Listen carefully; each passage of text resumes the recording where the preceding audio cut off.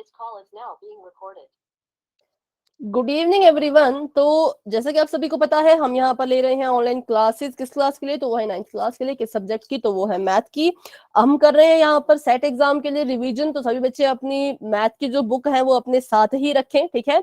हमने जो है वो लास्ट क्लास में 9.1 और 9.2 को जो है वो थोड़ा सा, सॉरी 9.2 को पूरा नहीं किया था, लेकिन 9.1 को हमने कंप्लीट कर लिया था और 9.2 का हमने फर्स्ट क्वेश्चन भी कर लिया है, ठीक है। तो आज हम करने वाले हैं 9.2 के सेकंड क्वेश्चन से अपनी इस क्लास की शुरुआत। तो देखते हैं क्या आपका सेकंड क्वेश्चन है। तो सेकंड क्वेश्चन में आपको कहा गया है कि एक if E, F, G and H are respectively the midpoints of the sides of parallelogram ABCD, show that area of EFGH is equal to half of area ABCD। ठीक है, ये कह रहे हैं कि अगर एक आपके पास पैरेललोग्राम है जो कि आपको इस तरह का नजर आ रहा होगा, अभी रुकिए, ये आपको खुद बनाना पड़ेगा, ये आपको जो है वो क्वेश्चन में नहीं दिया गया है, इसकी फिगर नहीं दी गई है, इसको बनाते हैं। तो यहाँ पर एक पैरेललोग्राम हमने बनाया जिसका नाम है ABCD।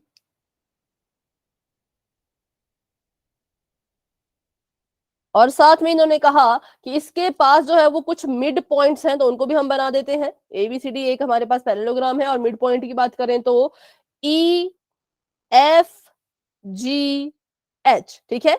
जो मिड पॉइंट होते हैं वो बिल्कुल सेंटर में होते हैं। तो इन्होंने कहा कि ये जो EFGH है, आपने प्रूव करना है। बेटा क्लास को लेफ्ट करके एक बार दोबारा ज्वाइन कर लीजिए, क्लास को लेफ्ट करके एक बार दोबारा से ज्वाइन कर लो। आपने प्रूव करना है कि जब EFGH की जो फिगर बन रही है उसका जो एरिया है वो इस पैरेललोग्राम के हाफ के बराबर है। सबसे पहले क्या कीजिए, सबसे पहले तो इनको आपस में से जोड़ दो, ये इससे, ये इससे, ये इससे और ये इससे, ठीक है। इसको हमने जोड़ दिया तो ये भी एक पैरेललोग्राम ही बन गया है यहाँ पर। अब हमने इसको सॉल्व करने के लिए क्या करना है, तो इसको सॉल्व करने के लिए हमने कुछ ऐसा हमें करना पड़ेगा जिससे हम प्रूव कर सकें कि EFGH जो हमारा पैरेललोग्राम है उसका जो एरिया है। बेटा क्लास को लेफ्ट करके एक बार दोबारा ज्वाइन करें, तभी आपकी सारी प्रॉब्लम जो है वो सॉल्व हो पाएगी, ठीक है। इसका यही अभी सॉल्यूशन है, और कोई सॉल्यूशन इसका मेरे पास अभी के लिए नहीं है बच्चों, ठीक है। क्लास को लेफ्ट करके एक बार फिर से ज्वाइन कर लो। तो EFGH का एरिया ABCD के हाफ के बराबर करना था, तो आपने यहाँ पर खुद से कंस्ट्रक्शन करनी है। क्या कंस्ट्रक्शन करनी है? तो एक लाइन आप यहाँ से लगाएंगे इस तरह की, ठीक है। ऐसी लाइन आप अपनी मर्जी से यहाँ पर लगाएंगे।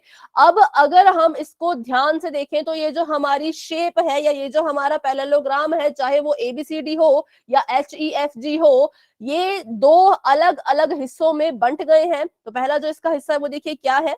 तो यहाँ पर एक नया मुझे जो है वो पैरेललोग्राम मिल गया जिसका नाम क्या है? क्या कोई बता सकता है इस नए पैरेललोग्राम का नाम क्या है?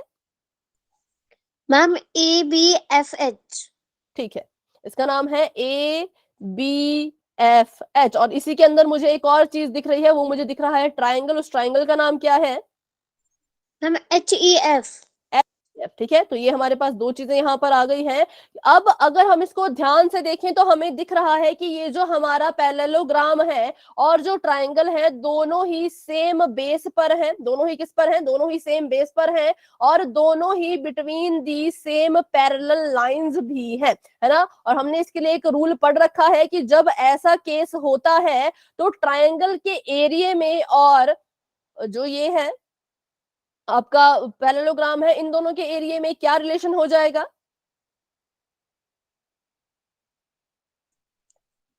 मैम जो ट्राइंगल का एरिया है वो पैरेललोग्राम के हाफ हो जाएगा। हाफ हो जाएगा, ठीक है। तो इससे क्या हो जाएगा, जो आपका ट्राइंगल का एरिया है, area of triangle HEF is equal to 1/2 area of parallelogram ABHF। गलती से भी आप यहाँ पर ABCD मत लिख लेना, क्योंकि ABCD अगर लिखोगे तो ये वाला ट्राइंगल का बेस तो HF है ना, तो DC तो इसका बेस नहीं है। तो इसलिए हमने क्या किया, इन दोनों को हमने यहाँ पर एक लाइन लगा के अलग से इसको ट्रीट किया। ये बन गया ऊपर वाला हिस्सा और एक बन गया आपका नीचे वाला हिस्सा, ठीक है। तो ABHF ये हमारे यहाँ पर आ गया है, ये हमारी आ गई है फर्स्ट इक्वेशन। ध्यान से देखिए फर्स्ट इक्वेशन जो है वो कैसे आई, हमने यहाँ पर अपनी मर्जी से एक लाइन लगाई है, उसके कारण ही ये सब कुछ हो पा रहा है। तो ट्राइंगल EFH का जो एरिया है वो इक्वल हो जाएगा पैरेललोग्राम ABFH के। ठीक है, अभी बढ़ते हैं आगे। तो जैसा हमने ऊपर किया वैसा ही सेम हम नीचे वाले पार्ट में भी कर सकते हैं। तो नीचे वाले पार्ट में एक पैरेललोग्राम बन रहा है, उसका नाम है HFCD, और ट्राइंगल बन रहा है GFH नाम का। ठीक है, तो इसमें क्या हो जाएगा, इसमें भी देखिए ये वाला जो ट्राइंगल है ये सेम बेस पर खड़ा हुआ है। ठीक है, ये सेम बेस पे खड़ा है और ये सेम पैरेलल लाइंस के बीच में है। तो इससे क्या हो जाएगा, इसमें भी हमारा जो रूल है वो लग जाएगा और हम इसको करेंगे GFH। इसको हम क्या करेंगे, तो इसको हम यहाँ पर भी वही चीज सेम लिख सकते हैं कि अब जो है हमारा एरिया ऑफ ट्रायंगल है, ट्रायंगल GFH है, वो किसके बराबर हो जाएगा, तो half of area of parallelogram HFCD। ठीक है, हाँ मैं इसको रिपीट कर रही हूँ, पर बच्चों कोशिश करें कि एक बार में ही थोड़ा सा इसको समझने की, क्योंकि इसको रूल को हम पिछली क्लास में कर चुके हैं, रूल हमने पिछली क्लास में सीखा है, उसको हम दोबारा से पूरा रिपीट शायद नहीं कर पाएंगे, और अभी हमें बहुत कुछ पढ़ना है, इसलिए बिल्कुल ध्यान से सुने। ठीक है, अभी जितने बच्चों को समझ नहीं आया वो बिल्कुल ध्यान से मेरा यहाँ पर क्वेश्चन सुनेंगे। शायद कुछ बच्चों ने क्लास को लेट ज्वाइन किया है। तो देखिए होता क्या है, आपको पूछा गया है कि एक आपका पैरेललोग्राम है इस तरह का।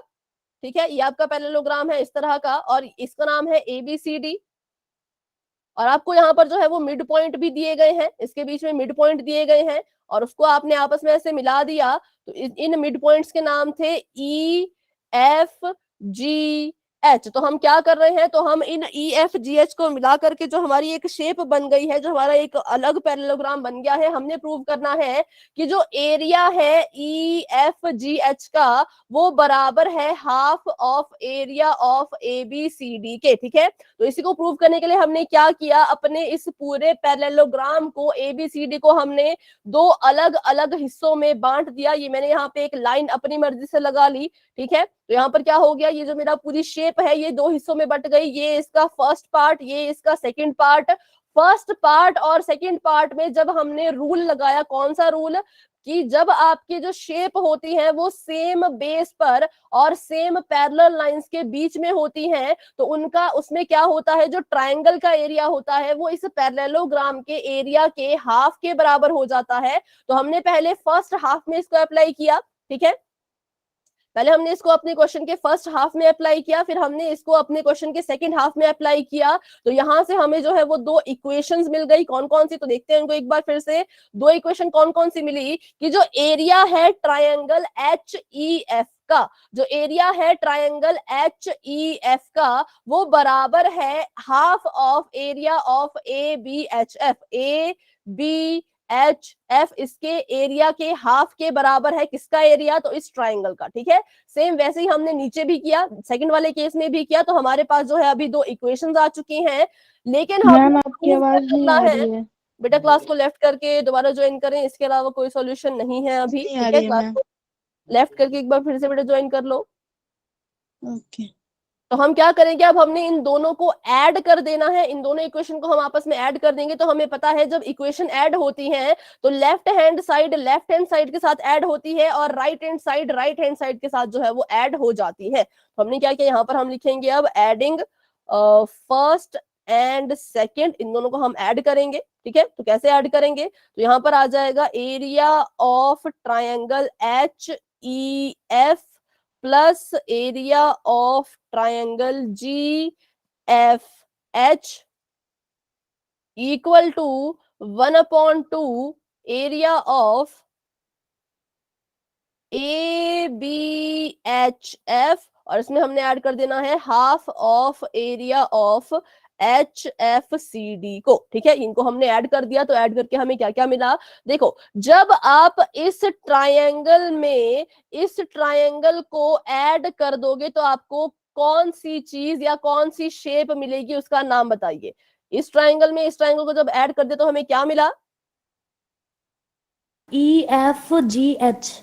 ठीक है, हमने जब इनको आपस में ऐड किया तो हमें मिल गया यहाँ पर एरिया ऑफ EFGH,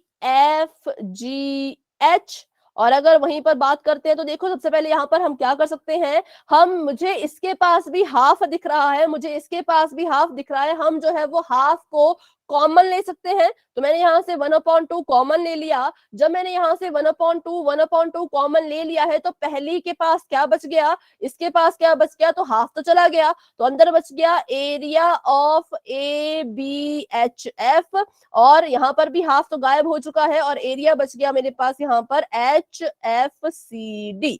ठीक है, ये बच गया। तो अब इनको ऐड करके आ गया था EFGH। अगर आप ABHF को देखिए, कहाँ है ABHF, तो ये है आपका ABHF को, बेटा माइक ऑफ रखें, किसी का माइक ऑन है, एक तो बेटा माइक ऑफ रखें। इसको जब आप इसमें ऐड कर दोगे, HFDC में ऐड कर दोगे, तो आपके पास क्या आ जाएगा, हम ABCD। ABCD। ठीक है, तो हमें क्या मिल गया यहाँ पर, तो हमें यहाँ पर अपना पूरा आंसर अब मिल चुका है, क्योंकि एरिया ऑफ EFGH ऐसे कैसा रहेगा, 1/2 ऐसे कैसा रहेगा, और इन दोनों को जब ऐड किया तो आ गया एरिया ऑफ ABCD। तो ऐसे होना था इसका प्रूफ, ऐसे हमने अपना सेकंड क्वेश्चन करना था, जो कि बिल्कुल सिंपल है। ज्यादा आपको टफ इसलिए लग रहा है क्योंकि आप इसको खुद से सॉल्व नहीं कर रहे हैं, देखने में थोड़ा अजीब लगता है, पर जब सॉल्व करते हैं, रूल्स पता हो तो सॉल्व करते करते बहुत ही इजी लगता है। चाहे तो आप इसको एक बार फिर समझ ले कि हमने किया क्या, आपको मैं बताती हूँ बिल्कुल शॉर्टकट में कि क्या हमने किया। तो हमारे पास था एक पैरेललोग्राम, ऐसा ऐसा ऐसा और ऐसा। ठीक है, इसका एक नाम था ABCD, और इनके थे मिड पॉइंट्स EFGH, इनको भी हमने मिला दिया, तो एक और शेप बन गई। तो इन्होंने कहा कि प्रूव करो जो इस EFGH का एरिया है वो ABCD के एरिया के हाफ है। तो इसको प्रूव करने के लिए हमने क्या किया, यहां से एक लाइन लगा दी, लाइन लगा देने से ये बट गए दो अलग अलग हिस्सों में। फर्स्ट हाफ में हमने अपना रूल लगा दिया, सेकंड हाफ में भी हमने अपना रूल लगा दिया, उसके बाद फर्स्ट इक्वेशन और सेकंड इक्वेशन को ऐड कर दिया, जिससे हमें क्या मिल गया, तो जिससे हमें हमारा आंसर मिल गया जो हमसे क्वेश्चन में पूछा गया था, बिल्कुल सेम वही आंसर हमारे पास आ गया। ठीक है, तो ऐसे हमने इसको सॉल्व करना था। बाकी आप इसकी रिकॉर्डिंग को बच्चों फिर से देख पाएंगे अगर आप देखना चाहते हैं तो। ठीक है, बाकी आपको ऐसे सॉल्व करके ये आंसर आ जाएगा। अभी करते हैं नेक्स्ट क्वेश्चन, क्योंकि अभी हम इसके सारे क्वेश्चन सॉल्व करने के बाद 10th को भी थोड़ा सा देखेंगे। ठीक है, तो अगर हम अपना थर्ड क्वेश्चन देखें तो थर्ड क्वेश्चन भी बिल्कुल सिंपल है, इसमें भी आपका यही रूल जो है वो लगेगा। कैसे लगेगा देखते हैं बच्चों, बुक्स अभी अपने पास रखें, क्योंकि क्वेश्चन आपको यहाँ पर जूम नहीं शायद दिखेगा, जूम नहीं हो पाएगा, क्योंकि यहाँ पर सॉल्व करने के लिए जगह कम पड़ जाएगी अगर जूम करें तो, इसलिए अपनी बुक्स अभी खुद से खोल के रखें और वहां से क्वेश्चन पढ़े। क्वेश्चन नंबर 3 आपको कह रहा है कि P and Q are 2 points lying on the sides DC and AD respectively on the parallelogram ABCD। तो इसका नाम है ABCD। ये हमसे कह रहे हैं कि तो पॉइंट है P और Q, ये लाई कर रहे हैं ABCD पर, और किस साइड के ऊपर लाई कर रहा है वो भी आपको दिया है। पहले P लिखा है और पहले साइड लिखी है DC, तो इसका मतलब जो P पॉइंट है बच्चों वो DC के ऊपर लाई कर रहा है, और बाद में Q लिखा है और बाद में लिखा है AD, तो इसका मतलब जो Q पॉइंट है वो AD पे लाई कर रहा है। और आपसे पूछा गया है कि अगर ऐसा है तो ये प्रूव करके बताओ कि जो एरिया होगा ट्रायंगल APB का वो इक्वल होगा एरिया ऑफ ट्रायंगल BQC के। ठीक है, तो अभी हमें यहाँ पर कोई भी ट्रायंगल नहीं दिख रहा, इसका मतलब हमें ट्रायंगल खुद से बनाने पड़ेंगे। तो यहाँ से मैंने एक ट्रायंगल बना लिया है, A से P को जोड़ा, P से B को जोड़ा, आ गया APB, और उसके बाद B से Q को जोड़ेंगे, Q से C को जोड़ेंगे तो बन जाएगा BQC। ठीक है, ये आपको खुद करना पड़ेगा, ये आपकी कंस्ट्रक्शन होगी। अब हमने ये प्रूव करना है कि दोनों जो अभी हमने ट्रायंगल बनाए इन दोनों का एरिया जो है वो बिल्कुल ही सेम है। तो चलिए करते हैं शुरू। पहले मैं ट्रायंगल APB को लेती हूँ, किसको, तो एरिया ऑफ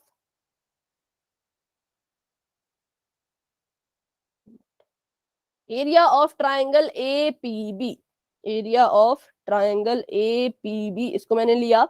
कौन सा ट्रायंगल है, तो ये वाला ट्रायंगल है। देखिए इसको मैं कलर कर देती हूँ, जो ब्लू कलर का है, ब्लू ही कलर करते हैं, ये वाला ट्रायंगल है। तो जब हमने इसको ध्यान से देखा तो क्या इस ट्रायंगल में और इस पैरेललोग्राम में इनके एरिया में वो रिलेशन बन सकता है जो हमने पढ़ा है? यस और नो? Yes ma'am. यस, क्योंकि इनका जो बेस है वो बिल्कुल सेम है। कौन? A B. इसका बेस भी ए बी है पैरेललोग्राम का, और ट्राइंगल का बेस भी ए बी है। बेस आप किसी भी साइड को ले सकते हो जो साइड कॉमन है, जो भी साइड कॉमन आ रही हो आप उसको बच्चों बेस मान सकते हो। तो मैंने इसको बेस मान लिया अभी के लिए, और सेम पैरेलल लाइंस के बीच में भी ये लाई कर रहा है। इसका मतलब जो ट्राइंगल का एरिया है, इस एपीबी का जो एरिया है वो हो जाएगा half of area of area of parallelogram ABCD. ठीक है, इस एबीसीडी पैरेललोग्राम के हाफ के बराबर हो जाएगा। तो ये आ गई क्वेश्चन नंबर 1। अब हम क्या करें, अगर इसको भूल जाएं, अपने ट्राइंगल एपीबी को भूल जाएं और अब किसको देखें, इसको मैं मिटा देती हूँ। अब हमने देखना है अपने दूसरे ट्राइंगल को, तो उसको देखिए और बताइए क्या उसमें भी आप सेम ऐसा कर सकते हैं? Yes Yes, ma'am, ma'am. क्योंकि इसका बेस बीसी Yes, सेम है। हाँ, इसका बेस अगर हम बीसी ले लें तो उससे ये हो जाएगा प्रूफ। तो अभी मैं बना देती हूँ इसको फिर से। ये आपका था एपीबी, और इसकी बात करें तो ये है बीक्यूसी। तो अभी बीक्यूसी को हम कलर कर देते हैं ताकि आपको अच्छे से नजर आए। ये पहले एक को देखा, फिर दूसरे को हम देख रहे हैं। तो यहाँ पर जब हमने देखा तो हमने पाया कि जो बीसी है अब वो सेम बेस है, और लाइंस की बात करें तो ये और ये दोनों आपस में पैरेलल लाइंस भी हैं। तो इसका मतलब हाँ, इसमें भी हम यूज कर सकते हैं अपना वो वाला जो हमारा रूल है, जो हमारी थ्योरम है, कौन सी, कि अगर आपके ट्राइंगल और पैरेललोग्राम दोनों ही सेम बेस पर हो और दोनों ही सेम पैरेलल लाइंस के बीच में हो, तो ट्राइंगल का जो एरिया है वो half of area of parallelogram जो है वो हो जाता है। ठीक है, तो अगर ये कह रहे हैं कि इसका एरिया भी इसके हाफ के बराबर, इसका एरिया भी इसके हाफ के बराबर, तो इसका मतलब इन दोनों का एरिया आपस में भी तो बराबर ही होगा। कैसे? मान लो मैंने कहा कि एबीसीडी जो है उसका एरिया है 80 सेंटीमीटर। ठीक है, एबीसीडी का एरिया है 80 सेंटीमीटर, तो उसका हाफ कितना हो जाएगा? 40। तो इसका मतलब इसका एरिया भी 40 होगा, 40 सेंटीमीटर स्क्वायर होगा, और इसका एरिया भी 40 सेंटीमीटर स्क्वायर होगा। क्यों? क्योंकि दोनों ही तो इस एबीसीडी के एरिया के हाफ के बराबर हैं। तो इट मींस इसका और इसका एरिया भी सेम होगा। अगर हम मैथमेटिकली बात करें तो आप ऐसे एग्जांपल ले सकते हो, अपनी मर्जी से इसको कोई भी एरिया पुट करके रखोगे तो भी दोनों का एरिया सेम आएगा। अगर हम इसको थ्योरी के तरह से पढ़ें तो ए बराबर है बी के और सी भी बराबर है बी के। ठीक है, A is equal to B, C is equal to B, तो क्या ए सी आपस में भी इक्वल होंगे? Yes Yes, ma'am. ma'am. Yes, तो इसका मतलब देखो, इसको अगर आप ए मान लो तो ये भी बी के बराबर है, इसको आप सी मान लो तो ये भी बी के बराबर है। इसका मतलब ए सी भी आपस में बराबर होंगे। कहने की बात ये है कि इसका जो कंक्लूजन निकलेगा वो ये निकलेगा कि इन दोनों ट्राइंगल्स के एरिया जो है वो आपस में इक्वल होंगे, क्योंकि ये दोनों सेम के ही बराबर है। तो इसका मतलब इन दोनों का एरिया क्या हो जाएगा? इक्वल। ये तो बिल्कुल ही सिंपल सा सवाल था। हमने इसमें बस इधर इधर उधर से मतलब इसको थोड़ा अपनी फिगर को बस घुमाना था, यहां से वहां देखना था, और फिर हमें अपना आंसर जो है वो मिल जाता। और ध्यान क्या था, तो P कहां पर लिखना है? DC पर ही। और ये कौन सा पॉइंट था? क्यू कहां पे लिखना है? तो वो AD पर ही। ये आपको क्वेश्चन में दिया गया था। अगर आप P को यहां बना देते, Q को आप नीचे बना देते तो आपका आंसर गलत हो जाता है। इसलिए क्वेश्चन को भी ध्यान से पढ़ना है और समझना है कि कहां पर कौन सा पॉइंट बनाने के लिए कहा गया है। ठीक है, तो अभी के लिए इसको मिटा देते हैं और करते हैं अपना नेक्स्ट क्वेश्चन। नेक्स्ट क्वेश्चन भी कुछ ऐसा ही है, तो पहले इसकी हम फिगर बना लेते हैं। यहाँ पर आपको क्वेश्चन नंबर 4 में कहा गया है कि P is the point in the interior of a parallelogram ABCD। एक पैरेललोग्राम है ABCD, उसको पहले बना लेते हैं। और उसके इंटीरियर में, ठीक है, उसके अंदर कहीं पर एक पॉइंट है जिसका नाम है P, जो कि उन्होंने कुछ इस तरफ को यहां पर लेके रखा है। और अब ये आपस में जो है वो मिल जाएंगे। A से P की तरफ को एक लाइन है, और यहां से इस तरफ को एक लाइन है, और B से भी एक लाइन P को टच कर रही है, और C से भी। ठीक है, तो दो ट्रायंगल अंदर बन रहे हैं। नाम इसका है A B C D, और अंदर वाले इस पॉइंट का नाम है P। ठीक है।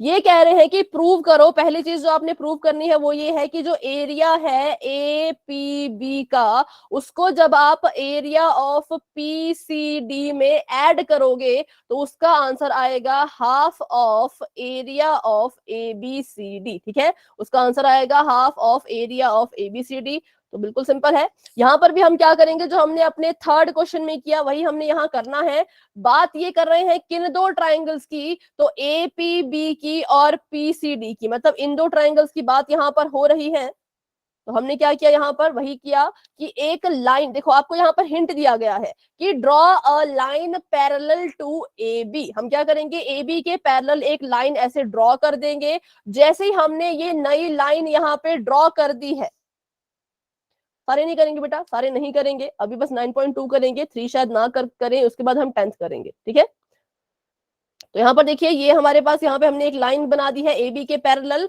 अब क्या होगा, तो अब यहाँ पर हम इसको नया नाम दे सकते हैं। ये हमारी एक नई लाइन बन चुकी है और इसने भी इसको, जैसे हमने सेकंड क्वेश्चन किया ना, बिल्कुल सेम वैसा ही इसको मैंने नाम दे दिया आर और एस। तो सेम वैसा ही होगा जैसे हमने अपने सेकंड क्वेश्चन में किया था कि पहले हम अपने फर्स्ट हाफ को देखेंगे। तो फर्स्ट हाफ में हमारे पास रूल लग जाएगा कि area of triangle A P B is equal to, बताइए किसके बराबर होगा, ये half of area ma'am of, A B area S of R. A B S R. हाँ ए बी ऐसा, ठीक है, क्योंकि इस वाले पैरेललोग्राम के बराबर, पूरे के बराबर मत करना, एबीसीडी के बराबर नहीं होगा क्योंकि ये इसका बेस है और ये वाली पैरेलल लाइन इसमें कॉमन है। ठीक है, तो ये आ गया ए बी और एस आर के बराबर। तो ये इक्वेशन नंबर 1 हो गई।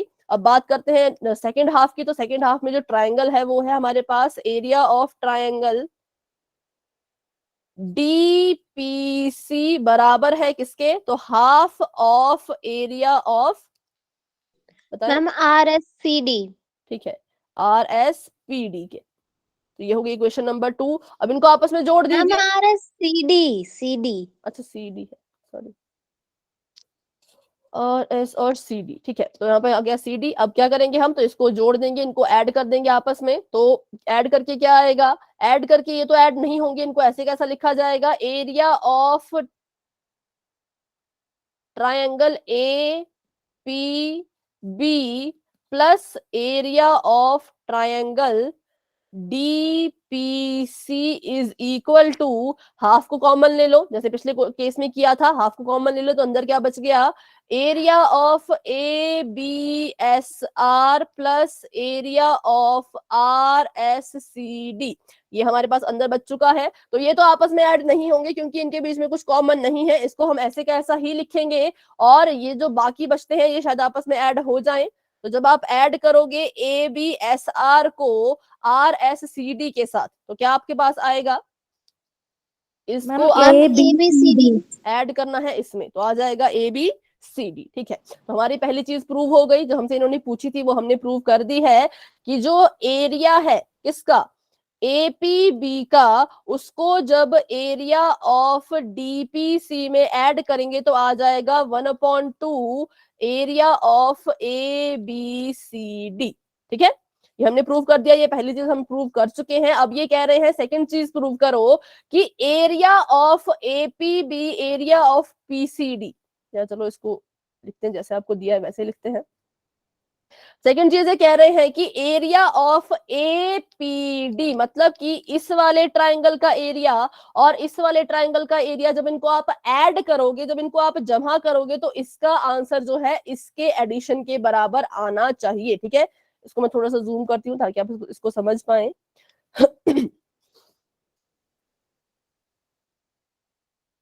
देखो ये कह रहे हैं कि एरिया ऑफ एपीडी जो है ये वाला, ठीक है, ये वाला ट्रायंगल और इस वाले ट्रायंगल को जब इनको जोड़ोगे तो आंसर आपका ये आना चाहिए। ये कौन सी चीज है, तो ये वही चीज है जिसको अभी अभी हमने किसके बराबर प्रूव किया, इसके बराबर प्रूव किया। ठीक है, अभी अभी इसको हमने किसके बराबर प्रूव किया, इसके बराबर प्रूव किया। तो ये कह रहे हैं जब आप इन दोनों ट्राइंगल्स को ऐड करोगे तो ये जो है इसके बराबर आने चाहिए। तो कैसे इनको हमने लिखना है, बहुत ही इजी है, करते हैं इसको भी फटाफट से। तरीका वही है जैसे हमने अपना पिछला क्वेश्चन किया वैसे हमने इसको भी करना है, जैसे हमने अपना पिछला पार्ट किया वैसे इसको भी करेंगे। बस एंड में लिखने में थोड़ा सा चेंज आएगा, वो कैसे आएगा वो मैं आपको समझा दूंगी। अभी करते हैं इसको सॉल्व। ठीक है, तो अब ये कह रहे हैं कि ऊपर नीचे वाले एंगल्स ना लेकर के, ऊपर नीचे वाले ट्राइंगल्स ना लेकर के साइड वाले ट्राइंगल लीजिए। तो हम क्या करेंगे, यहां से एक लाइन पैरेलल ले लेंगे अब एडी के। जैसे हमने एक लाइन यहां से पैरेलल ली तो ये वाली चीज देखिए, ये एक यहाँ पर फर्स्ट पार्ट में बट गई, ये एक पार्ट बन गया और ये दूसरा पार्ट बन गया। ठीक है, जब हमने ऐसा किया तो फर्स्ट ये बन गया, सेकंड ये बन गया। अब इस फिगर को थोड़ा सा घुमा के देखिए तो आपका जो ट्राइंगल है पी डी ए, या फिर जो क्वेश्चन में नाम लिखा है वही इसको लिखते हैं, जो आपका ट्राइंगल है ए पी डी, चाहे तो उसको मैं कलर कर देती हूँ।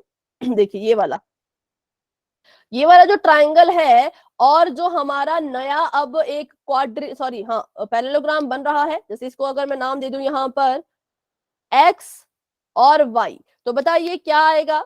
जो एरिया है एपीडी का वो किसके बराबर, किसके हाफ के बराबर आ जाएगा। Ma'am one upon AXYD half area of AXYD। Half of area of A X Y D. ठीक है, हाफ लगाना बिल्कुल बोले बच्चों, हाफ हमेशा लगाना है ए एक्स वाई और डी। ठीक है, ये हो गया हमारी पहली इक्वेशन। और सेकंड की बात करें तो सेकंड हाफ में देखिए, सेकंड हाफ हमारा कौन सा है, बिल्कुल इसका ऑपोजिट, मतलब कि ये वाला। तो यहाँ पर देखें तो यहाँ पर भी सेम वही चीज हो रही है ना। तो यहाँ पर अगर इस ट्राइंगल को मैं देखूं तो क्या इस ट्राइंगल में भी ये चीज अप्लाई हो सकती है, क्या इसका भी ऐसा ही हम एरिया लिख सकते हैं। तो लिख सकते हैं, क्योंकि यस मैम। इसका भी बेस सेम है और पैरेलल लाइन सेम है। ठीक है, तो यहाँ पर आ जाएगा area of triangle P C B is equal to half of area of X Y C B. ठीक है, ये आगे क्वेश्चन नंबर 2। जब इनको आप ऐड करोगे, जब इनको आप जोड़ दोगे तो इस वाले पोर्शन को देखिए, जब आप इस पूरे पोर्शन के साथ जोड़ दोगे तो आपको वापस से क्या मिल जाएगा, तो आपको पूरा का पूरा ABCD ही मिल जाएगा। ठीक है बेटा, माइक ऑफ करें। तो इन दोनों को हमने ऐड किया, ऐड करके इसको हम लिखेंगे area of triangle APD plus area of triangle PCB is equal to half of area of ABCD। ठीक है, इसको हम ऐसे हमने लिख लिया है। लेकिन हमें पता है कि half of area of ABCD जो है उसको हमने किसके बराबर लिखा था, उसको हमने था APB प्लस PCD के बराबर लिखा था ना, इसके बराबर, क्योंकि इसके बराबर तो हमने इसको अभी प्रूव किया था। तो क्या मैं इसको इस जगह से हटा करके इसकी जगह पे इनको लिख सकती हूँ, अगर ये दोनों बराबर है, और इसकी जगह इसको हटा के क्या मैं इसकी जगह इनको लिख सकती हूँ, बताएं फटाफट से, यस और नो। लिख सकते हैं। ठीक, यस हमें मैम। पता है ये दोनों आपस में बराबर हैं। तो अगर A और B बराबर हैं तो A की जगह पे आप B लिखो, B की जगह पे A लिखो, कोई फर्क नहीं पड़ता। इसलिए मैंने half of area of ABCD की जगह पे क्या लिख दिया, तो area of triangle APB plus area of triangle कौन सा था वो, PCD। तो बस आ गया हमारा आंसर, ये हमें कहा था प्रूव करने के लिए। तो एंड में हमने बस क्या किया, इनको बदल दिया, इनको हमने इंटरचेंज कर दिया है, बाकी हमने कुछ नहीं किया। ठीक है, चलिए तो अभी थर्ड क्वेश्चन भी, सॉरी फोर्थ क्वेश्चन था शायद, ये वो भी हो चुका है। तो अभी देख लेते हैं फिफ्थ क्वेश्चन। ये भी मतलब इजी ही है, थोड़ा सा आपको बस प्रैक्टिस करनी पड़ेगी। अगर आपको अभी थोड़े डाउट रह रहे हैं तो आप क्या करना, रिकॉर्डिंग देखना, रिकॉर्डिंग देख के क्वेश्चन कैसे सॉल्व करना है वो देखना, और उसके बाद रिकॉर्डिंग पॉज करके खुद इसको सॉल्व करना। ठीक है, तभी आपको आपकी प्रैक्टिस अच्छी हो पाएगी। अभी करते हैं अगला क्वेश्चन। तो ये कह रहे हैं कि आपके पास एक पैरेललोग्राम है जो है PQRS। एक पैरेललोग्राम है आपके पास PQRS,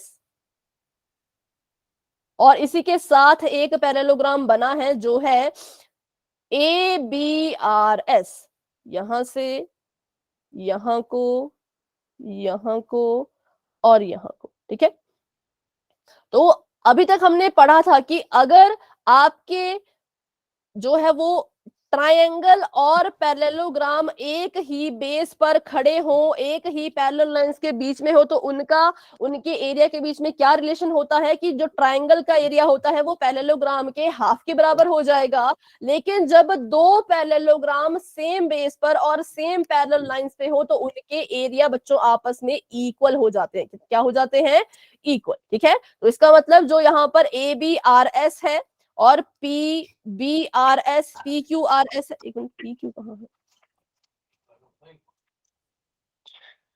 PQRS और ABRS, आपके यहाँ पे देखिए दो पैरेललोग्राम है और इनके पास क्या है, तो इनके पास जो है वो सेम बेस है और सेम ही पैरेलल लाइंस के बीच में ये खड़े हैं, तो इनका एरिया आपस में इक्वल हो जाएगा। ये भी हमारी एक थ्योरम है, इसकी हेल्प से क्या होगा, इसकी हेल्प से हम प्रूव कर पाएंगे इनका एरिया क्या है, इक्वल। ठीक है, और दूसरी बात, दूसरा यहाँ पे आपको पूछा गया है कि एक ट्रायंगल भी बन रहा है कुछ इस तरह का, इसको चलो कुछ और कलर से बनाते हैं, ऐसा, ऐसा और ऐसा। ठीक है, ये आपका इसका पैरेललोग्राम का हिस्सा भी है और ये आपके ट्रायंगल का हिस्सा भी है, जैसे बेस सेम है।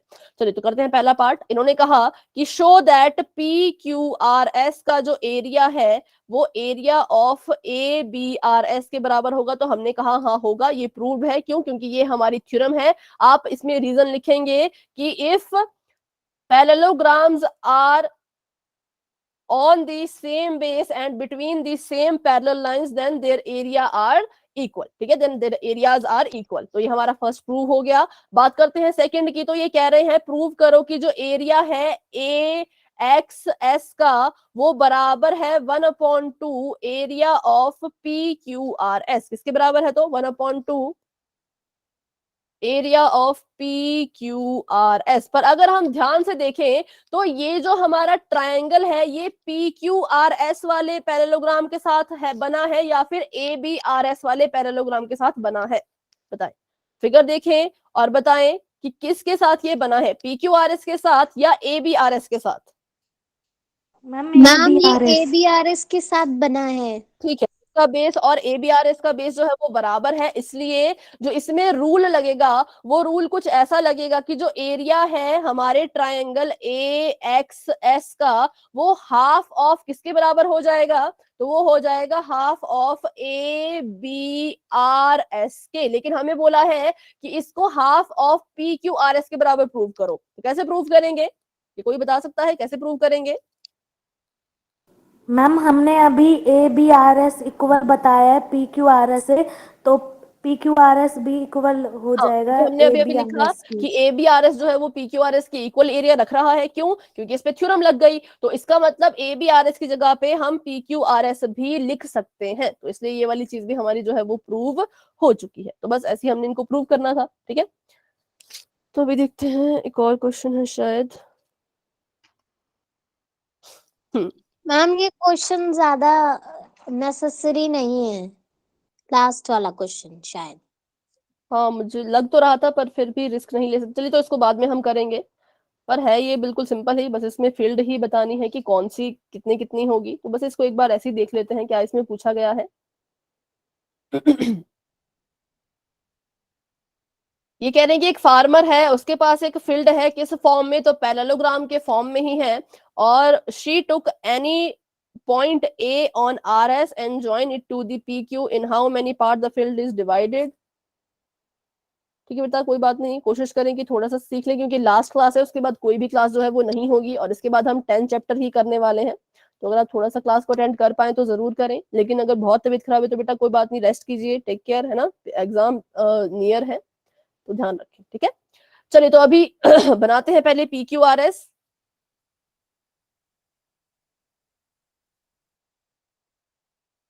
PQR और S। She took any point A on RS के ऊपर उसने एक पॉइंट ले लिया है A और ज्वाइंड इट विद PQ, इसको PQ के साथ इसने ज्वाइन कर लिया। तो ये कह रहे हैं कि इस फील्ड के कितने टुकड़े हुए, ऐसा आपसे पूछा गया, तो इस फील्ड के हो गए बच्चों 3 टुकड़े, 3 टुकड़े। ठीक है, इस चैप्टर का इंपॉर्टेंट क्वेश्चन वैसे क्वेश्चन नंबर 1 है, जो कि हमने पिछली क्लास में कर लिया है, वो क्योंकि पिछली बार आया हुआ था। बाकी डिपेंड करता है किस क्वेश्चन के आएंगे। 9.3 के भी शायद आ सकते हैं, पर 9.3 हम अभी नहीं कर पाएंगे, वो बहुत लंबी हो जाएगी। ठीक है, तो अभी के लिए इसको देख लो। तो इसके 3 पार्ट्स हो चुके हैं और ये कह रहे हैं कि ये वाला जो पार्ट है इसका जो एरिया है वो इस पार्ट और इस पार्ट को जब ऐड करोगे तो उसके बराबर होगा। ठीक है, blue is equal to green plus green. तो अगर उसको व्हीट और पल्सेस इक्वल इक्वल अमाउंट में उगाने हैं तो जिसको भी वो बीच में उगाएगा, मान लो उसने यहाँ पर व्हीट को उगाया, तो बाकी दो बचे हिस्सों में उसको पल्सेस उगानी पड़ेंगी, और अगर वो बीच वाले में पल्सेस उगा रहा है तो बाकी दो बचे हिस्सों में उसको व्हीट उगाना पड़ेगा। बस इतना ही था, इतना इस क्वेश्चन में था, ज्यादा इसमें कुछ था नहीं, और शायद ये नहीं भी आ सकता है। ठीक है, चलिए तो अभी देख लेते हैं कुछ क्वेश्चन जो आपको प्रीवियस एग्जाम में आए थे, और चैप्टर 10 के भी थोड़ा बेसिक सीख लेते हैं।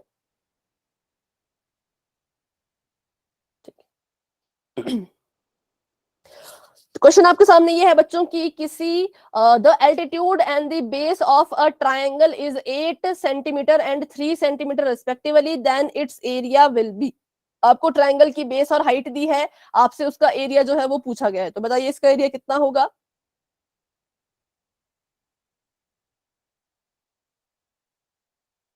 Area of triangle centimetre square. कितना बेटा? Ma'am 12 centimetre square. ठीक है, क्योंकि इसका फॉर्मूला होता है 1/2 बेस इंटू हाइट। ठीक है, ये इसका फॉर्मूला होता है 1/2 base into height.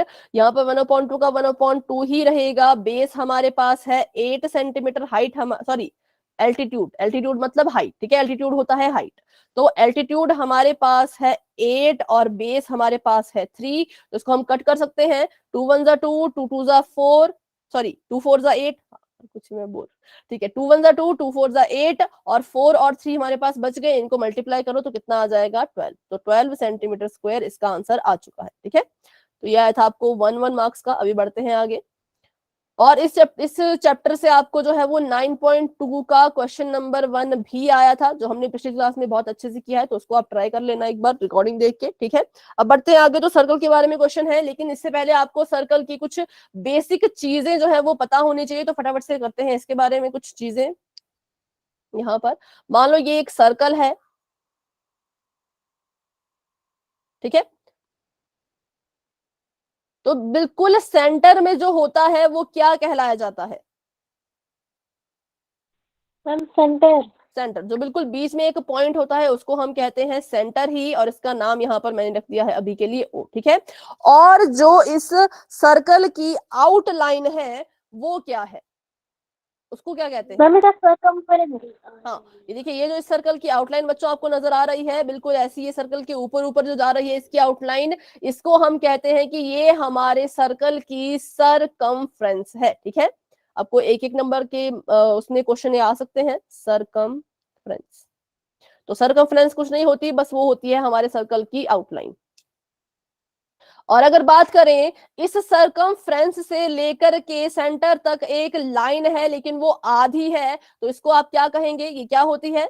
Ma'am radius. Diameter. Ma'am वो रेडियस है। डायमीटर नहीं, ये हमारी रेडियस, क्योंकि ये हाफ है, तो रेडियस का नाम है यहाँ पर ओ ए। और अगर ये पूरी फुल हो जाए और जाए सेंटर से ही, और लेकिन इस बार ये पूरी फुल है, तो इसको क्या कहेंगे हम?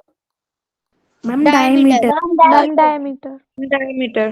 ठीक है, बेसिक सी चीजें, इसको मैंने नाम दे दिया है पी क्यू। अब बताइए, अगर ऐसा ही एक डायमीटर की तरह ही वो दिख रहा है, लेकिन वो सेंटर से नहीं जा रहा, लेकिन सर्कल की सरकमफ्रेंस को एक पॉइंट से दूसरे पॉइंट तक टच कर रहा है, तो उसको हम क्या कहते हैं? Ma'am cord. कॉर्ड। ठीक है, इसको हम कहते हैं कॉर्ड, CHORD। तो कॉर्ड, देखिए कॉर्ड जो है वो उसको जरूरत नहीं होती कि वो हमेशा सेंटर से होके गुजरे, लेकिन जो हमारा सर्कल का जो डायमीटर है उसको हमेशा ही सेंटर से होकर के गुजरना पड़ता है। और अगर आपको एक क्वेश्चन ऐसा भी आ सकता है कि सबसे बड़ी कॉर्ड किसी सर्कल की कौन होती है? डायमीटर। ठीक है, तो डायमीटर को हम कहते हैं कि वो सबसे बड़ी कॉर्ड है। क्यों? क्योंकि इससे ज्यादा डिस्टेंस पे और कोई कॉर्ड नहीं होगी। देखो, यहां से यहां को लगाऊं तो ये भी इससे छोटी है, क्योंकि इसने ज्यादा डिस्टेंस कवर किया है। यहां से यहां लगाऊं तो भी ये इससे ज्यादा छोटी है। अगर मैं यहां से लगाऊं जो सेंटर से होके गुजरे, तो ये तो डायमीटर ही है, जो सेंटर से जाएगा वो तो डायमीटर ही होगा। तो इसलिए अगर आपको क्वेश्चन आए कि सबसे लार्जेस्ट या सबसे ग्रेटेस्ट कॉर्ड कौन सी होती है किसी सर्कल की, तो वो आपने लिखना है डायमीटर। ठीक है, कॉर्ड भी हो गया। अब बात करते हैं, ये थी कुछ बेसिक चीजें, अब बात करते हैं थोड़ी मतलब जो आपको 9th में काम आएगी उनकी। तो फिर से मैंने एक यहाँ पे सर्कल बना दिया है और बना दी है मैंने यहाँ पे एक कॉर्ड। तो जब मैंने कॉर्ड बनाया तो मुझे दिखा कि इस कॉर्ड ने सर्कल को 2 पार्ट्स में डिवाइड कर दिया, जिसको हम क्या कहते हैं, क्या कोई बता सकता है? कॉर्ड जब आपके सर्कल को, हाँ जी बेटा, सेमी सर्कल। नहीं सेमी सर्कल नहीं कहेंगे, इनको हम कहते हैं सेगमेंट। ठीक है, जब आपकी कॉर्ड क्या करेगी, आपके सर्कल को 2 पार्ट्स में डिवाइड कर देगी, तो हम कहेंगे कि ये इसने क्या बना दिए, इसने जो है वो सेगमेंट बना दिए हैं। और सेगमेंट भी यहाँ पर कैसा होगा, तो जो छोटा होगा, जैसे मुझे दिख रहा है कि इसमें ये वाला छोटा है, तो इसको हम कहते हैं माइनर सेगमेंट, और जो बड़ा है इसको हम कहते हैं मेजर। मेजर मतलब कि बड़ा। ठीक है, minor segment, major segment. Segment कौन बनाती है, तो सेगमेंट बनाती है कॉर्ड। याद रखिएगा, क्योंकि एक और चीज भी है जो भी हमने सीखनी है। तो कॉर्ड से बनता है सेगमेंट। और अगर मैं आपको एक और चीज यहाँ पे बताऊं, तो सर्कल थोड़ा सा नीचे बनाते हैं इस बार।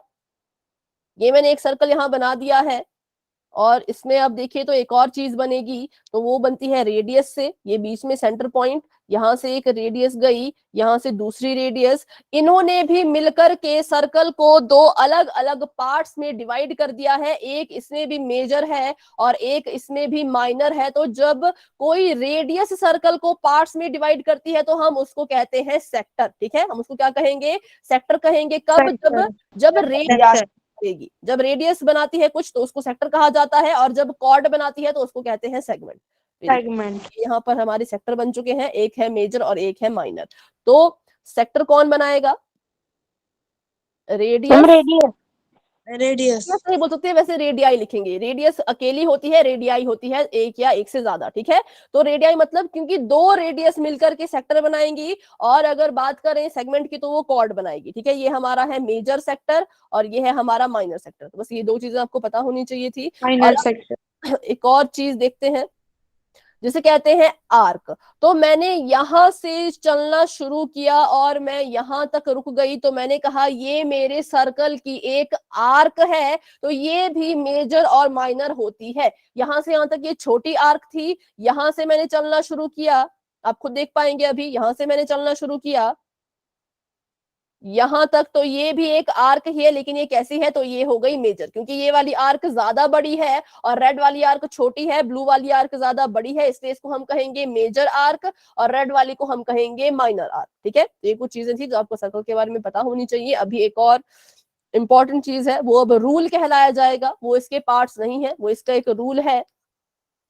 अभी हमने देखा, अभी हमने पढ़ा सर्कल के बारे में। ये एक सर्कल था और यहाँ पर एक कॉर्ड ने इसको 2 अलग अलग पार्ट्स में डिवाइड किया, एक मेजर सेगमेंट, एक माइनर सेगमेंट। ठीक है, अब ये कह रहे हैं कि ये कॉर्ड जो है, ये बहुत सी कॉर्ड, देखो ये भी कॉर्ड है ना, इस कॉर्ड ने और इस कॉर्ड ने मिलकर के एक एंगल बनाया। ये सेंटर से यहाँ पर गुजर के यहाँ पर आई है। ठीक है, और यहाँ से भी एक लाइन गई और यहाँ से एक कॉर्ड गई, ऐसे एंगल बनाया। तो ये कह रहे हैं कि अगर आपके जो दोनों के दोनों एंगल्स हैं वो सेम सेगमेंट में है, किसमें है, सेम सेगमेंट में, तो मुझे दिख रहा है कि मेरे ये जो दोनों एंगल हैं ये सेम सेगमेंट में है, ये मेजर सेगमेंट में है, ये माइनर सेगमेंट में नहीं है। तो क्या हो जाएगा, ये दोनों एंगल्स आपस में सेम हो जाएंगे। ठीक है, तो दोनों एंगल्स आपस में कैसे हो जाएंगे, दोनों एंगल्स आपस में हो जाएंगे इक्वल। कब, जब सेगमेंट आपका सेम होगा तो एंगल्स आपके इक्वल हो जाएंगे। मान लो यहां से एक लाइन नीचे को जा रही है और यहां पर एंगल बन रहा है,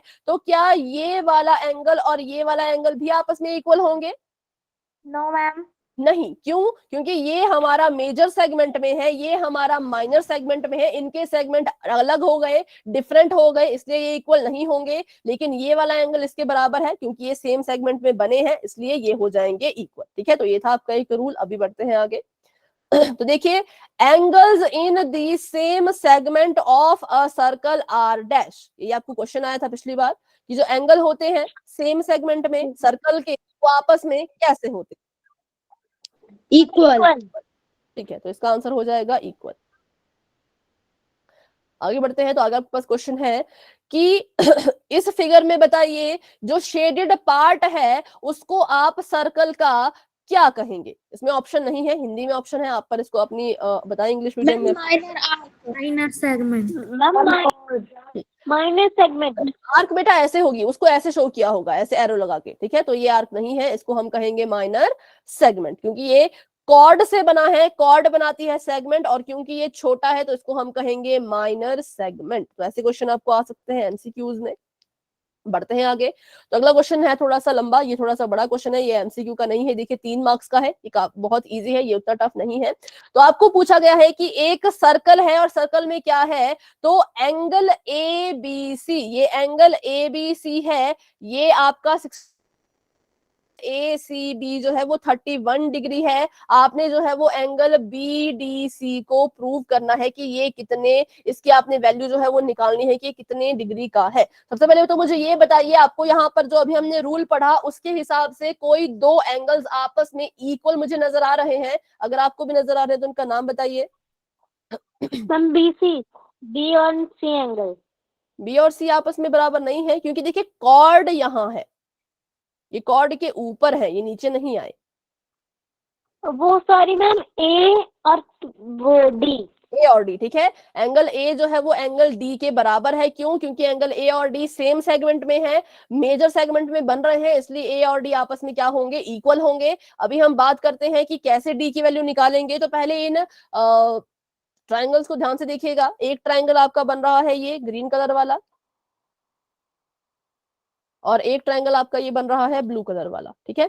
हमने जो वैल्यू फाइंड करनी है वो ब्लू कलर वाले ट्रायंगल की फाइंड करनी है, लेकिन जो हमें वैल्यूज गिवन है वो हमें ग्रीन वाले की गिवन है। मुझे कैसे पता लगा? क्योंकि ये वाला जो एंगल है ये इस ट्रायंगल का है। देखो ध्यान से, अगर आप इसको ऐसे कलर कर दो तो ये किस ट्रायंगल का है, तो ये इस ग्रीन वाले ट्रायंगल का है, एंगल 69, और ये 31 भी ग्रीन वाले ट्रायंगल का ही है। लेकिन मुझे तो डी की वैल्यू फाइंड करनी है।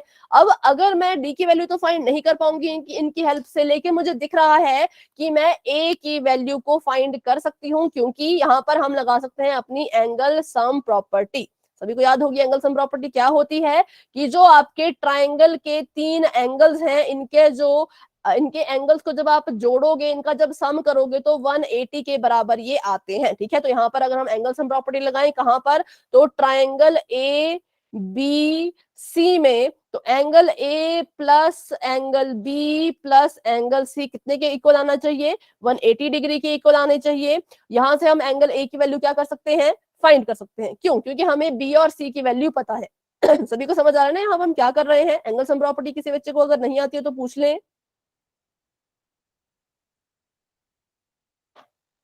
ठीक है, तो यहाँ पर आगे देखिए 180, और अगर एंगल ए की हम वैल्यू निकालें तो कितना आ जाएगा?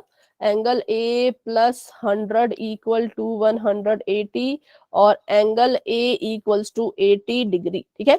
80 डिग्री आ गया। तो अगर एंगल ए 80 डिग्री का है तो एंगल डी भी कितने डिग्री का होगा? 80 का। तो बस इतना सा क्वेश्चन था, और ये आपके पूरे 3 मार्क्स का था। लेकिन इसके लिए आपको बहुत सारी चीजें पता होनी जरूरी है, जो कि इस क्लास में हम नहीं कर पाएंगे, क्योंकि छोटी क्लास है बहुत, है ना, बहुत कम टाइम हमें मिल पाया है। पर ये क्वेश्चन मैंने आपको समझा दिया कि इस तरह से हमने इसको करना था। चलो तो अब इसको मिटा देते हैं और करते हैं अपना नेक्स्ट क्वेश्चन। तो नेक्स्ट क्वेश्चन आपको यहाँ पे दिया गया है साइक्लिक क्वाड्रिलेटरल। तो साइक्लिक क्वाड्रिलेटरल की भी एक प्रॉपर्टी होती है, उसको भी सुन ले, कि जो आमने सामने के एंगल्स होते हैं, जैसे कि एंगल डी और एंगल बी है, एंगल ए और एंगल सी है, तो angle A plus angle C करोगे तो 180 आता है, और अगर angle D plus angle B करोगे तो भी 180 ही आएगा, क्योंकि ऑपोजिट एंगल्स का सम 180 होता है। किसमें? तो इस साइक्लिक क्वाड्रिलेटरल में। ये आपको और क्वेश्चन में नजर आएगा ऐसा साइक्लिक क्वाड्रिलेटरल, ठीक है। ये क्वेश्चन 1 ही मार्क्स का है, तो ये बिल्कुल सिंपल क्वेश्चन है। यहाँ पर ये पूछ रहे हैं कि बताइए अगर सी ए डी 50 डिग्री का है तो डी सी ए कितने डिग्री का होगा?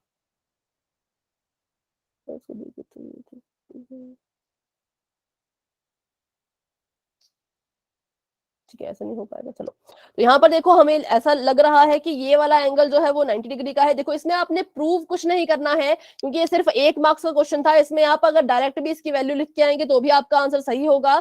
डी यहाँ पर हमें 90 डिग्री का दिख रहा है कि ये 90 डिग्री का एंगल बना रहा है, और ये 50 डिग्री का एंगल बना रहा है, और ये तीनों ही एंगल जो है एक ही ट्राइंगल में फॉल कर रहे हैं, क्योंकि हमसे पूछा है कि what is the value of A C D, मतलब कि इसकी हमने वैल्यू निकालनी है। तो हम क्या करेंगे, यहाँ पर भी हम एंगल सम प्रॉपर्टी लगा सकते हैं। 90 प्लस 50 करो और उसमें एंगल सी को प्लस करो, वो आना चाहिए आपका 180 के इक्वल। 9 प्लस 5 करेंगे तो 140 plus angle C equal to 180 degree, और एंगल सी को फाइंड करें तो 180 minus 140 degree is equal to 40 degree हमारा एंगल सी जो है वो आ जाएगा। ठीक है, तो angle C is equal to 40 degree. यहाँ पर भी हमने कुछ नहीं किया, एंगल सम प्रॉपर्टी लगाई, ये हमें गिवन था, ये हमने खुद से सोचा कि 90 डिग्री का है और उसके बाद हमने अपना आंसर निकाल लिया। ठीक है, तो अभी देखते हैं आगे। तो आगे आपको आएंगे कंस्ट्रक्शन के क्वेश्चंस, तो ये आपको कंस्ट्रक्ट करने के लिए है, ये शायद हम नहीं कर पाए। हाँ, इसको हम कर सकते हैं कि कंस्ट्रक्शन ऑफ 15 डिग्री का कैसे करेंगे। तो बताइए पहले आपको इसके लिए किसका एंगल, कितने डिग्री का एंगल जो है वो बनाना पड़ेगा। मैम 30 डिग्री का एंड 60 डिग्री का। 50 के बाद 30 का, 30 के बाद फिर 15 का पहले बनेगा। 60 का बनाएंगे, 60 का आप जो है वो एंगल बाइसेक्टर कर देना, उसको बाइसेक्ट करके आप जब उसको एंगल को बाइसेक्ट करोगे तो आपके पास 30 डिग्री का एंगल आ जाएगा, और फिर जब आप इसको भी बाइसेक्ट करोगे तो आपके पास 15 डिग्री का एंगल जो है वो आ जाएगा। ठीक है, अभी देखते हैं आगे। तो ये भी आपका कंस्ट्रक्शन वाला है, ये सेम ही है। ये 3.5, ये शायद आपका क्वेश्चन नंबर 2 है। 11.2 का क्वेश्चन नंबर 2 है ये, तो इसको ध्यान से करना, इसको आप अपनी बुक में टिक कर लीजिए चाहे तो। और ये आपका क्वेश्चन नंबर 1 है, 11.2 का क्वेश्चन नंबर 1, ये एडिशन वाला है। और आगे देखते हैं, तो ये to construct a triangle we must know at least its dash parts. कितने पार्ट्स हमें पता होने चाहिए अगर हम एक ट्राइंगल को कंस्ट्रक्ट कर रहे हैं। तो इसमें हमें पता होने चाहिए इसके 3 पार्ट्स। और बढ़ते हैं आगे, तो अगला क्वेश्चन है कि to construct an angle of 22.5 degree which angle we bisect. अगर आपने 22 होल 1/2 डिग्री का 45 का हाफ करेंगे तो 22/2 आ जाएगा। Ma'am 45 degree angle bisect. पहले 90 का बनाएंगे, उसके बाद 45 का फिर उसका बाइसेक्ट कर देंगे। हाँ वो तो है, लेकिन यहाँ पर Yes, ma'am. बनाना नहीं है, यहाँ पर बनाना नहीं है। यहाँ पर पूछा है कि किस एंगल को बाइसेक्ट करोगे कि आपके पास 22.5 आ जाएगा। 45। मैम 45। अगर आपको ऐसे इसको, अभी तो चलो आपको याद था, पर अगर आपको कोई और एंगल आ जाता, मान लो आपको कुछ और आता, तो आप क्या करते, 22 का आपने 22 लिखते और इस हाफ का बन जाता है 0.5, तो 22 में आपने 0.5 को ऐड कर देना था, तो आ जाएगा 22.5।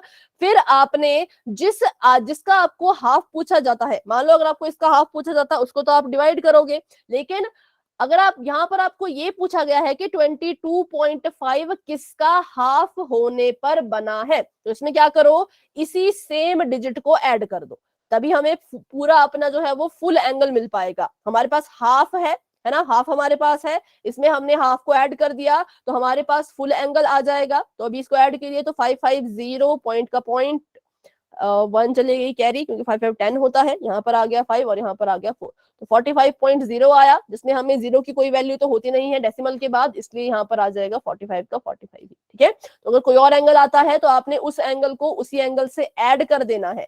अगर आपको पूछा जाए कि कितने का हाफ करना है, तो हाफ करने के लिए हमेशा उसको 2 से डिवाइड कर देना। अभी देखते हैं आगे। तो ये वाला क्वेश्चन कुछ अलग सा ही मुझे लगा, इसका मुझे यहाँ पर कोई आंसर भी ढंग से नहीं मिल पाया। ये पूछ रहे हैं कि जो पेयर ऑफ सेट है, जो आपका सेट स्क्वायर होता है, जो आपका सेट स्क्वायर होता है, उसमें जो है वो कितने कितने का वो सेट होते हैं, कितने कितने के एंगल होते हैं, तो 30, 60 और 90 इसके ये जो है वो सेट होते हैं। ठीक है, इसको आप अभी के लिए ऐसे याद कर सकते हो। इसका अभी मुझे रीजन नहीं पता लगा कैसा ये क्वेश्चन है, लेकिन इसका आंसर ऑप्शन नंबर ए है। ठीक है, 30, 60 और 90 शायद यहाँ पे सेट दिया हो।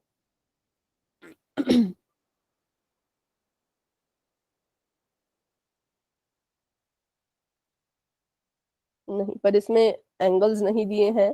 तो ये होता है सेट स्क्वायर, इसमें पूछ रहे हैं कि कितने कितने का एंगल बना होता है। तो अगर हमें ये दिख रहा है शायद ये यहाँ पर ये 30, ये तो 90 ही है, ये वाला तो 90 ही है, और 60 90 30 का सेट होता है। ठीक है,